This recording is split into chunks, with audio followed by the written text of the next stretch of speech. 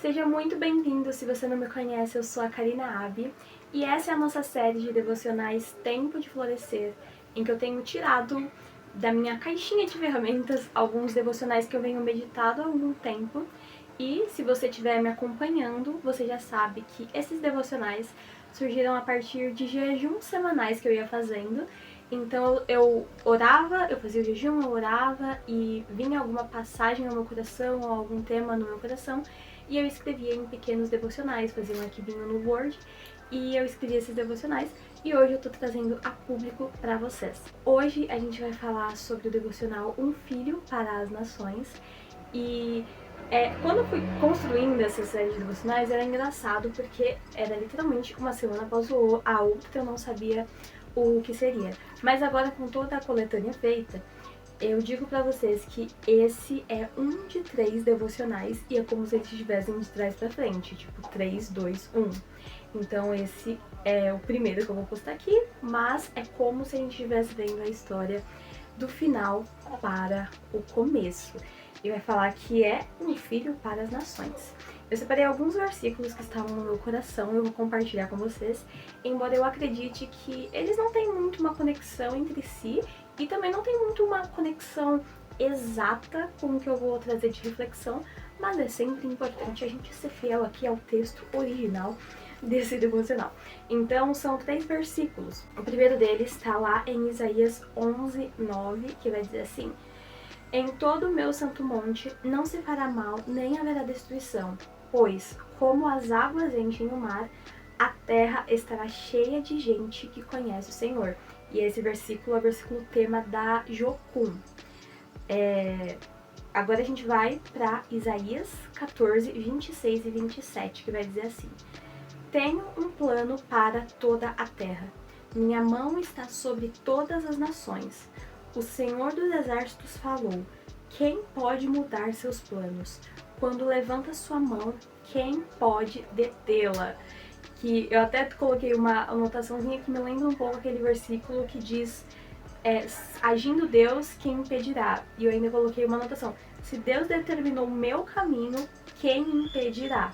Então, esses 2 versículos estão apontando para a grandeza de Deus, assim como o terceiro, que eu acredito que é um pouco mais conhecido, que é Salmo 46:10, que diz assim: aquietem-se e saibam que eu sou Deus. Serei honrado entre todas as nações, serei honrado no mundo inteiro.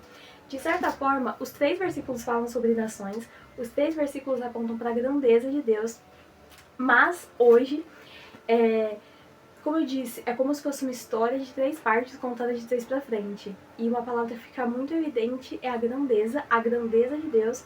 E a gente sabe, olhando para a Bíblia, olhando para as histórias da Bíblia, que de tempos em tempos Deus escolhe certas pessoas para fazer coisas grandiosas. A gente vê os reis, os juízes, profetas, enfim. Então a gente está falando sobre uma coisa de grandiosidade. Lembrando que esse é o 3 de 3, 2, 1. Quando eu tava fazendo esse devocional, lembrando que foi nesse contexto de jejum, de consagração, eu senti no meu espírito que é uma confirmação do Espírito Santo, não ao meu espírito, que seria algo sobre algo mais profundo, mais intenso, algo a mais. Sabe quando você tem aquela sensação de que você foi criado para algo a mais, sabe? E aí a gente fica naquela ânsia, naquela afobação de saber, e agora, para onde iremos, o que faremos? E naquele momento, era muito claro para mim que seria algo que seria gerado através de mim e que seria algo muito grande, um filho para as nações, esse lugar da grandeza. Mas aí, como eu disse para vocês, nessa jornada dos devocionais de Tempo de Florescer, o ano de 2025 seria o ano de transição. Para entender um pouquinho melhor, te recomendo o trailer do canal. Mas enfim, 2025 seria um ano de transição que me trouxe novas perspectivas sobre as coisas que eu estava vivendo, inclusive sobre essas reflexões. A partir disso, eu quero trazer uma lembrança que, embora esse devocional esteja apontando para a grandeza, sobre a gente nunca esquecer dos nossos pés no chão, da nossa base, que é Cristo. Às vezes a gente pensa muito no que é grandioso, no que a gente pode fazer, no que a gente pode construir, mas o primeiro lembrete desse vídeo pra você é que a presença de Deus é a boa parte. Ainda que a gente não execute nenhuma grande obra, ainda que a gente esteja vivendo uma vida simples, a presença de Deus é a boa parte. Se em algum momento da nossa vida a gente for privado da presença de Deus, a gente pode ser levado à loucura, a gente pode ser levado ao pior infortúnio, porque é a presença de Deus que nos dá paz. É Ele quem é a boa parte. Ele pode fazer coisas grandes através de nós, mas a própria presença de Deus comprada, o acesso à presença de Deus comprado pelo sangue do Cordeiro, essa é a melhor parte, essa é a boa parte. Isso precisa ficar ressoando dentro de nós, porque é muito mais do que uma grandeza que a gente possa almejar, e às vezes quando a gente recebe promessas de Deus, vou te usar para isso, porque é sobre a grandeza de quem Deus já é. Deus é grandioso e nós temos acesso à presença dele, e esse é o primeiro lembrete pra gente. O segundo lembrete, nós podemos sim ser chamados para construir coisas grandes e sólidas que glorifiquem a Deus. Nós podemos sim glorificar a nossa vida não só com uma vida simples, mas também com o sucesso. A gente pode glorificar Deus com qualquer situação que Ele for nos levando ao longo da vida. Mas essa segunda parte é para a gente pensar no processo de construção. Como eu disse, esse é o 3, 2, 1. Então, isso aqui, esse versículo, esse devocional de hoje aponta mais para o final. É um processo de construção, um tijolo após outro tijolo, em que a gente precisa ir construindo de um jeito e se solidificando ao longo da nossa caminhada. E a base precisa ser Cristo. E Cristo nos ama tanto que Ele não tem crise nenhuma de, ao nos ver construindo um castelo de areia, um castelo de cartas ou qualquer coisa instável, dele destruir o que a gente está construindo para Ele voltar a ser o centro, porque Ele nos ama.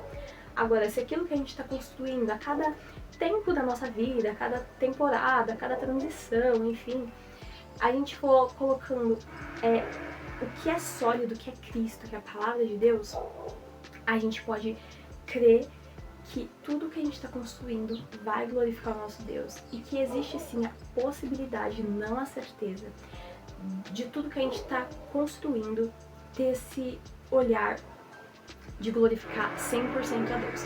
Então esse tem que ser o nosso alvo, nosso objetivo. E por último, mas não menos importante, pra gente crer nas promessas de Deus. É um convite pra gente crer nas promessas de Deus. O nosso Deus, Ele não volta atrás no que Ele diz pra nós. E por pior que seja o cenário, Deus sempre vai cumprir a promessa dele. E às vezes pode parecer um pouco impossível, como no caso quando Deus promete um filho a Abraão, e aí ele acaba querendo ajudar Deus e acaba nascendo Ismael, mas Deus prometeu Isaac e Deus concedeu Isaac. Deus concede tudo aquilo que Ele promete. Que nós devemos crer nas promessas de Deus. Então eu creio que dentro de todo um contexto, porque eu não vou trazer publicamente aquilo que Deus me fala intimamente, dentro de todo um contexto, eu creio que com o longo do tempo, no decorrer dos anos, tudo o que Deus me disse que vai fazer, e aí hoje traz, talvez até com uma metáfora, um filho para as nações, Deus fará, nele está o querer e o efetuar. Mas para isso nós precisamos crer em todas as promessas que Ele fez para nós. Eu espero que esse vídeo tenha feito sentido para você, embora ele tenha vindo em muitas etapas e camadas. Eu acho que esse devocional é um terreno meio íngreme para compartilhar. Não sei, eu acho que não é um lugar de extrema clareza que vem, mas se fez sentido para você, tudo bem, é o que importa.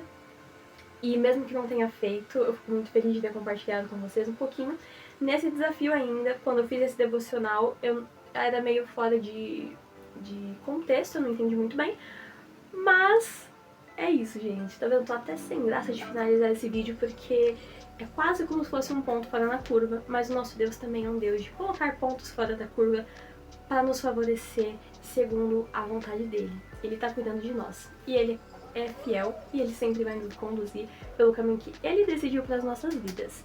Eu vejo você no próximo vídeo, tá bom? Não esquece de se inscrever nesse canal, a gente vai continuar fazendo os devocionais. São 32 devocionais ao todo, são 2 partes de 16 devocionais, então seja bem-vindo, já se inscreve nesse canal, vamos continuar acompanhando essa série de devocionais Tempo de Florescer. Um beijo, fiquem com Deus, Até mais e tchau, tchau!